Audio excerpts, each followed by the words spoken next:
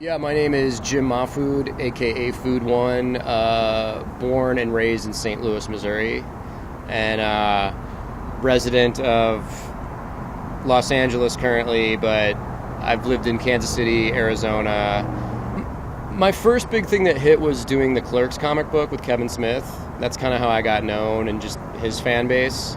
And then the next major thing was probably my Girl Scouts comic book, which was kind of like a Tank Girl ripoff kind of thing. And then ironically, the next thing would probably be actually Tank Girl. I did the last Tank Girl series. It's called Everybody Loves Tank Girl. And the whole scene has exploded, mostly because of the mainstream movies, once the technology arrived to make these historic characters into movies, the entire world responded to it because they're so visually unbelievable.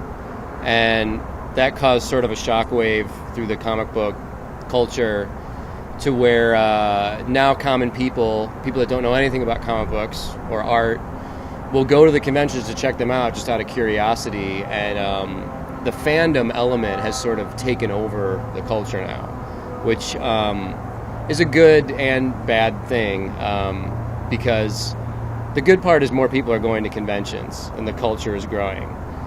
The bad part is they're not really buying the actual comic books.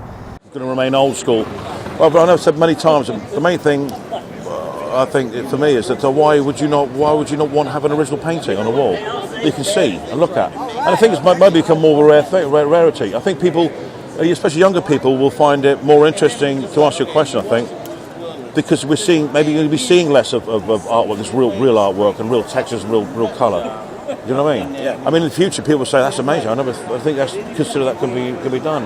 If you say you painted that, hand painted it? No, did you?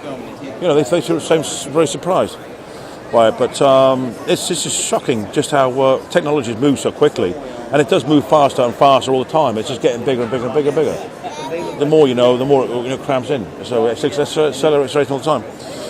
But you can't. It's just got no. I think a lot of generated stuff is just utterly soulless. Utterly soulless. I think there's no soul in it, and I think sometimes, I think real artwork, and even though it's in print, you can still somehow it's a piece of you in there, a piece of your soul in there. Maybe a tear, maybe a drop of blood, maybe. Do you know what I mean? And it's interesting to look at paintings and consider what went through, what was going through an artist's life at the time. Maybe someone they had a problem with in the family, someone was dying, or but they still had to carry on working through it.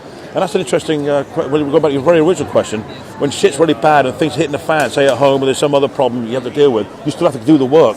And it's really hard to work through a crisis that's going on in a family situation or something, and work at the same time, and it could be difficult, Unfortunately, the style of comics has changed a lot. And it seems like there's no fun left in them anymore. And I'm talking specifically of the big two superhero style comics, that American style of comics that we know here.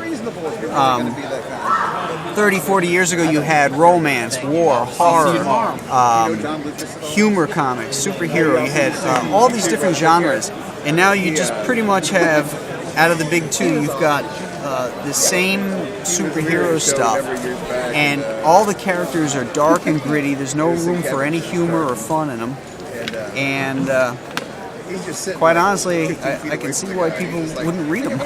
I wouldn't. I don't. I just don't enjoy them. I don't enjoy that style of comics. Now, there's independents that are doing the kind of stuff that I like to see.